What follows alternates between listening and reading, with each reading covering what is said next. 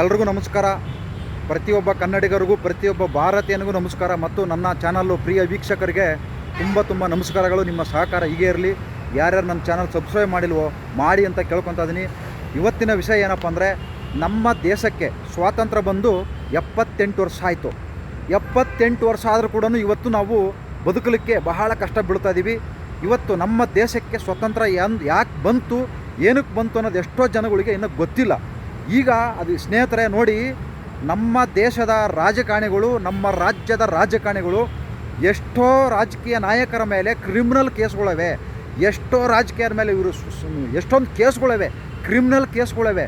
ಕಳ್ತನದ case, rape case, murder case, ಇಷ್ಟೆಲ್ಲ ಕೇಸ್ಗಳು ಇದ್ಕೊಂಡು ಈ ರಾಜಕಾರಣಿಗಳು ನಮ್ಮ ದೇಶದ ರಾಷ್ಟ್ರಧ್ವಜವನ್ನು ಇವತ್ತು 78ನೇ ಸ್ವಾತಂತ್ರ್ಯ ದಿನಾಚರಣೆ ದಿನ ಇವ್ರಿಗೆ ಆ ಧ್ವಜಾರೋಹಣ ಮಾಡುವ ಯೋಗ್ಯತೆ ಇದೆಯಾ?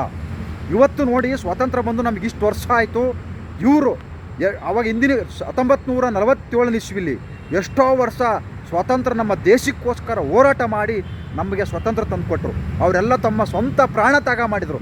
ಯಾವುದೇ ಮೀಸಲಾತಿ ಇಲ್ಲ, ಯಾವುದೇ ದುಡ್ಡಿಲ್ಲ, ಯಾವುದೇ ಲಂಚ ಇಲ್ಲ, ಏನೂ ಇಲ್ಲದೇ ಬೇರೆಯವರ ಪ್ರಾಣ ತೆಗೆಯದೆ ತಮ್ಮ ಪ್ರಾಣವನ್ನು ತ್ಯಾಗ ಮಾಡಿ ಇವತ್ತು ನಮ್ಮ ದೇಶಕ್ಕೆ ಸ್ವಾತಂತ್ರ್ಯ ತಂದು ಕೊಟ್ಟಿದ್ದಾರೆ.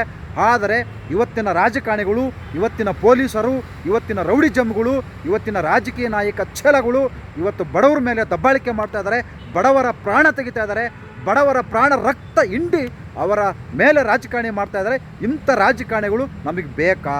ಇದು ಯಾವುದೇ ಕಾರಣಕ್ಕೂ ನಮ್ಮ ದೇಶದಲ್ಲಿ ಬದಲಾವಣೆ ಆಗುವುದಿಲ್ಲ. ಯಾಕಂದರೆ ನಮ್ಮ ಜನಗಳು ಅವರು ಕೊಡುವ ಪುಟಕೋಸಿ 200 ರೂಪಾಯಿ 300 ರೂಪಾಯಿ ಎಣ್ಣೆ ಅದಕ್ಕೋಸ್ಕರ ಆಸೆ ಪಡೋವರೆಗೂ ಯಾವುದೇ ಕಾರಣಕ್ಕೂ ನಮ್ಮ ದೇಶದಲ್ಲಿ ಬಡವರ ಪರಿಸ್ಥಿತಿ ಹಿಂಗೆ ಇರುತ್ತೆ. ಇವರೆಲ್ಲ ರಾಜಕಾರಣಿಗಳು ಇವತ್ತು ಹೇಳ್ತಾ ಇದ್ದಾರೆ, ಮಹಾತ್ಮ ಗಾಂಧೀಜಿ, ಸುಭಾಷ್ ಚಂದ್ರ ಬೋಸ್ ಮತ್ತು ಇನ್ನೂ ಅನೇಕ ಜನ, ಬಾಲಗಂಗಾಧರ ತಿಲಕ್, ಭಯಂಕರ ಜನ, ಭಗತ್ ಸಿಂಗು ಮತ್ತು ಮಹಾತ್ಮ ಗಾಂಧೀಜಿ, ಅಂಬೇಡ್ಕರ್, ಬೇಕಾದಷ್ಟು ಜನದ ಹೆಸರು ಹೇಳ್ತಾರೆ. ಇವರೆಲ್ಲ ಅವರ ಹೆಸರು ಯೋಗ್ಯತೆ ಕೂಡ ಇಲ್ಲ. ಅವ್ರು ಯಾರು ದುಡ್ಡು ಮಾಡಲಿಲ್ಲ, ಅವ್ರು ಯಾರು ಆಸ್ತಿ ಮಾಡಲಿಲ್ಲ, ಅವ್ರು ಯಾರು ರೌಡಿಜಮ್ ಕಟ್ಟಲಿಲ್ಲ. ತಮ್ಮ ಸ್ವಂತ ಪ್ರಾಣ ತ್ಯಾಗ ಮಾಡಿ ನಮ್ಮ ದೇಶಕ್ಕೆ ಸ್ವತಂತ್ರ ತಂದುಕೊಟ್ಟರು. ಇವತ್ತು ಅವ್ರ ಹೆಸರಲ್ಲಿ ಇವತ್ತು ರಾಜಕೀಯ ಮಾಡ್ತಾ ಇದ್ದಾರೆ, ದುಡ್ಡು ಮಾಡ್ತಾ ಇದ್ದಾರೆ. ಇವತ್ತು ಕೋಟಿ ಸಾವಿರಾರು ಕೋಟಿ ಇವತ್ತು ಆಸ್ತಿ ಮಾಡಿಟ್ಟಿದ್ದಾರೆ. ಇಂಥ ರಾಜಕಾರಣಿಗಳು ಈ ರಾಷ್ಟ್ರಧ್ವಜ ಆರಿಸೋಕ್ಕೆ ಯೋಗ್ಯತೆ ಇದೆಯಾ? ನೀವೇ ಯೋಚನೆ ಮಾಡಿ. ನಾನು ನಿಮ್ಮನ್ನು ಪ್ರಶ್ನೆ ಕೇಳ್ತಾ ಇದ್ದೀನಿ. ಇವತ್ತು ಮಹಾತ್ಮ ಗಾಂಧೀಜಿ ಏನು ಹೇಳಿದರು? ಇವರು ಪ್ರತಿಯೊಂದು ಭಾಷಣದಲ್ಲಿ ಹೇಳ್ತಾರೆ, ಮಹಾತ್ಮ ಗಾಂಧೀಜಿ ಮದ್ಯಪಾನ ನಿಷೇಧ ಮಾಡಿ, ಎಣ್ಣೆ ಕುಡಿಯೋದನ್ನು ನಿಷೇಧ ಮಾಡಿದ್ದು ಬೇಡ ಅಂತ ಹೇಳಿದರು. ಆದರೆ ಅವ್ರ ಹೆಸರು ಹೇಳ್ಕೊಂಡು ಇವತ್ತು ಪ್ರತಿದಿನ ಇವತ್ತು ಎಣ್ಣೆ ಅಂಗಡಿಗೆ ಪರ್ಮಿಷನ್ ಕೊಡ್ತಾ ಇದ್ದಾರೆ, ಎಣ್ಣೆ ಅಂಗಡಿಗೆ ಲೈಸೆನ್ಸ್ ಕೊಡ್ತಾ ಇದ್ದಾರೆ, ಎಣ್ಣೆ ಕುಡಿಸಿ ರಾಜಕೀಯ ಮಾಡ್ತಾ ಇದ್ದಾರೆ. ಇವರು ಮಹಾತ್ಮ ಗಾಂಧೀಜಿ ಹೆಸರು ಹೇಳ್ತಾರೆ, ಅಂಬೇಡ್ಕರ್ ಹೆಸರು ಹೇಳ್ತಾರೆ. ಇವತ್ತು ಸಂವಿಧಾನನ ಎಷ್ಟು ಬದಲಾವಣೆ ಮಾಡಿದ್ದಾರೆ, ಎಷ್ಟು ಬದಲಾವಣೆ ಮಾಡ್ಕೊಂಡು ಕೂತ್ಕೊಂಡಿದ್ದಾರೆ. ಇದನ್ನು ಯಾರು ಸತ್ಯ ಹೇಳ್ತಾ ಇಲ್ಲ. ಸತ್ಯ ಹೇಳೋಕೆ ಹೋದರೆ ಇವನಿಗೆ ತಲೆ ಕಟ್ಟೋಗ್ಬಿಟ್ಟತೆ, ಹುಚ್ಚಿಡ್ದು ಬಿಟ್ಟತೆ, ಇವನು ಯಾವ್ದಾರು ಮೆಂಟಲ್ ಆಸ್ಪತ್ರೆ ಸೇರಿಸ್ಬೇಕು ಅಂತ ಹೇಳ್ತಾರೆ. ನಮ್ಮ ಜನಗಳು, ನಮ್ಮ ದೇಶದ ಜನಗಳು ಎಲ್ಲಿವರೆಗೂ ಬದಲಾವಣೆ ಆಗೋದಿಲ್ವೋ ಅಲ್ಲಿವರೆಗೂ ಹಿಂಗೆ ಇರುತ್ತೆ. ಅರ್ಥ ಮಾಡ್ಕೊಳ್ಳಿ. ಇವರು ಮಾಡುವ ಡೋಂಗಿ ಭಾಷಣಗಳಿಗೆ ಬಲಿ ಆಗಬೇಡಿ, ಬಕ್ರ ಆಗಬೇಡಿ, ಮೋಸ ಹೋಗಬೇಡಿ ಅಂತಂದೇಳಿ ಜನಗಳನ್ನ ಕೇಳ್ಕೊತಾ ಇದ್ದೀನಿ.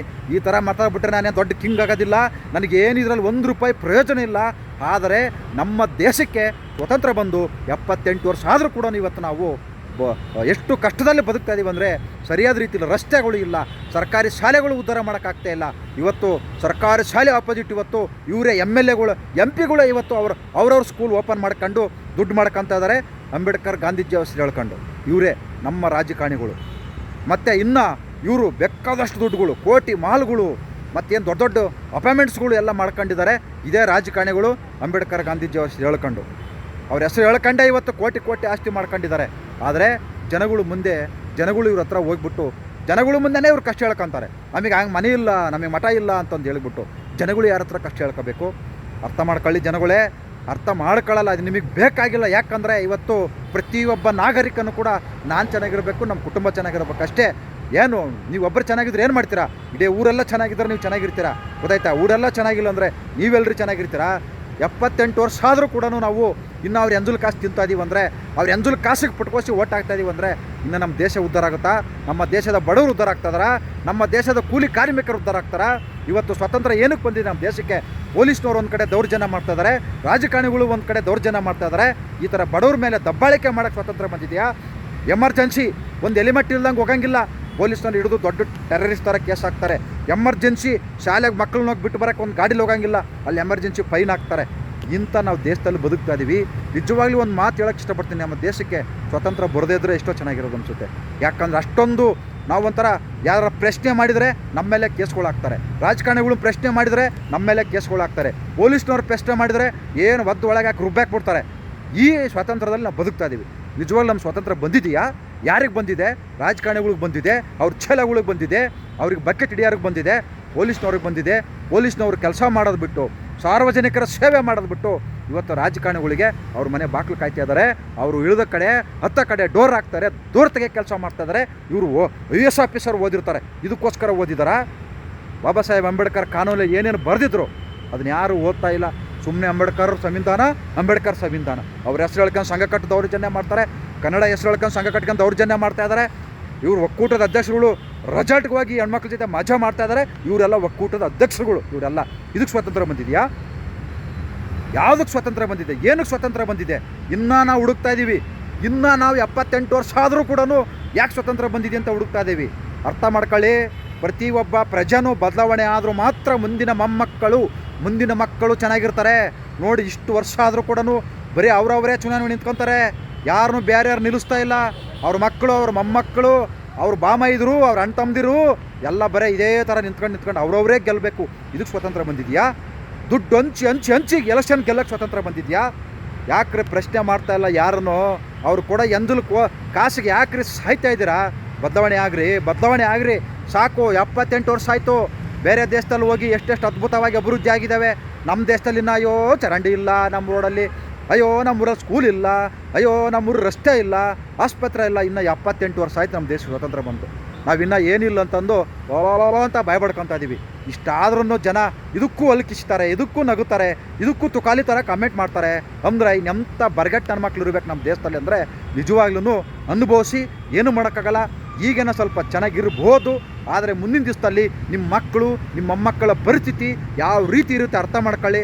ಬದಲಾವಣೆ ಆದರೆ ಚೆನ್ನಾಗಿರುತ್ತೆ, ಬದಲಾವಣೆ ಆಗಲಿಲ್ಲ ಅಂದರೆ ನಮಗೆಂಥ ಕಷ್ಟ ಅನುಭವಿಸ್ಬೇಕಾಗತ್ತೆ ಮುಂದಿನ ಮಕ್ಕಳು ಮತ್ತು ಮೊಮ್ಮಕ್ಕಳು.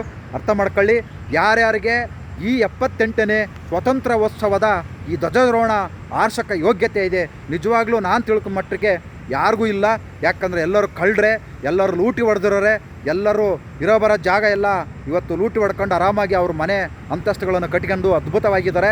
ಅವ್ರು ಯಾರೂ ಕೂಡ ಇವತ್ತು ಎಷ್ಟೋ ಜನಗಳ ಮೇಲೆ ಕೇಸ್ಗಳಿವೆ. ಅವ್ರು ಯಾರೂ ಕೂಡ ನಮ್ಮ ದೇಶದ ಅದ್ಭುತವಾದ ರಾಷ್ಟ್ರ ಧ್ವಜವನ್ನು ಆರಿಸಲಿಕ್ಕೆ ಯೋಗ್ಯತೆ ಇಲ್ಲ ಅಂತ ಕೇಳ್ಕೊತಾ ಇದೀನಿ. ಪ್ರತಿಯೊಬ್ಬರೂ ಕೊನೆಯದೊಂದು ಮಾತು ಹೇಳ್ತೀನಿ ಕೇಳಿ. ನಿಜವಾಗ್ಲೂ ನಾವು ಯಾರೂ ಬದಲಾವಣೆ ಆಗೋದಿಲ್ಲ. ಇನ್ನು ಇದಕ್ಕಿಂತ ಕಷ್ಟ ಅನುಭವಿಸ್ಬೇಕಾಗಿದೆ. ಅನುಭವಿಸಿ ಎಲ್ಲರಿಗೂ ಒಳ್ಳೆಯದಾಗಲಿ. ಎಲ್ಲರಿಗೂ ಪ್ರತಿಯೊಬ್ಬ ನಾಗರಿಕನಿಗೂ 78ನೇ ವರ್ಷದ ಸ್ವಾತಂತ್ರ್ಯೋತ್ಸವ ದಿನ ಶುಭಾಶಯಗಳು. ಎಲ್ಲರೂ ಒಳ್ಳೆಯದಾಗಲಿ, ಬದಲಾವಣೆ ಆಗಲಿ. ನಮಗೆ ಯಾವುದೇ ಕಾರಣಕ್ಕೂ ಇನ್ನೂ ಸ್ವಾತಂತ್ರ್ಯ ಬಂದಿಲ್ಲ.